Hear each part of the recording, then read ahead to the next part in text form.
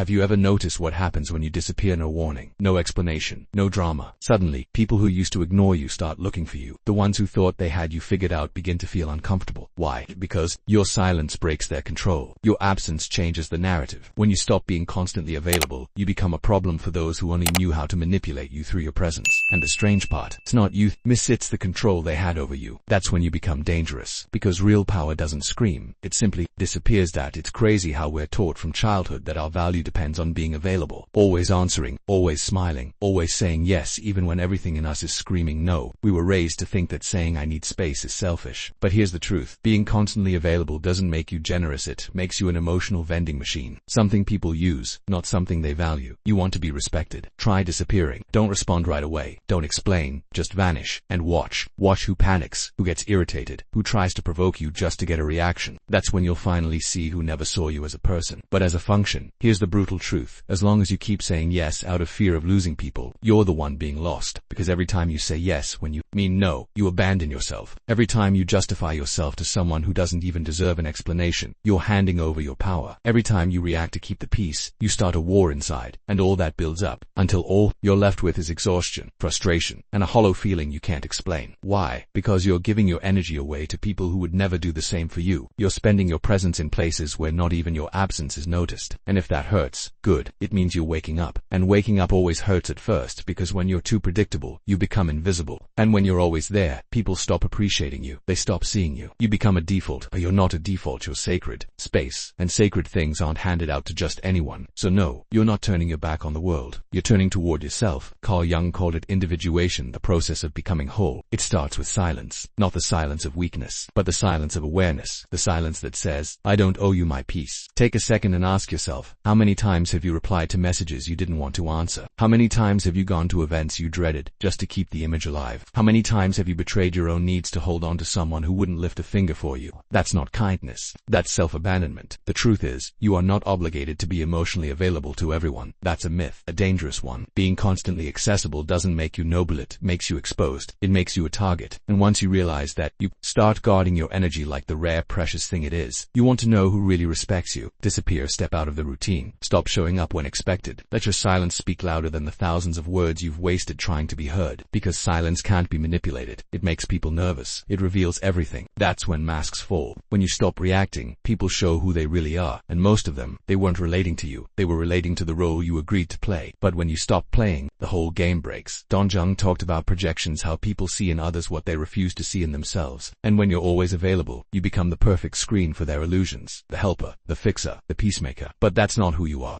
It's just the version you thought they needed. But the moment you stop responding, stop justifying, stop being there on demand, they don't know what to do with you. They'll say you've changed, that you're distant now, cold, hard. But the truth is you've just stopped being convenient. You've stopped being the version of you that served them. And that's threatening. Because your silence now exposes their noise. Your distance reveals their need to control. And your absence, your choice to not explain yourself, takes away their favorite weapon, guilt. Because guilt is how manipulators keep you in line. But when you disappear without guilt, you break the cycle. They don't know how to handle a version of you that no longer needs their approval. They can't stand a version that prioritizes peace over people-pleasing. And that's when they leave. Or worse, attack. Not because you've hurt them, but because you stopped serving them. But here's the truth. No one tells you. The more you explain yourself, the less people respect you. The more you justify, the more they push. But when you go silent, really silent, without resentment, without anger, just ...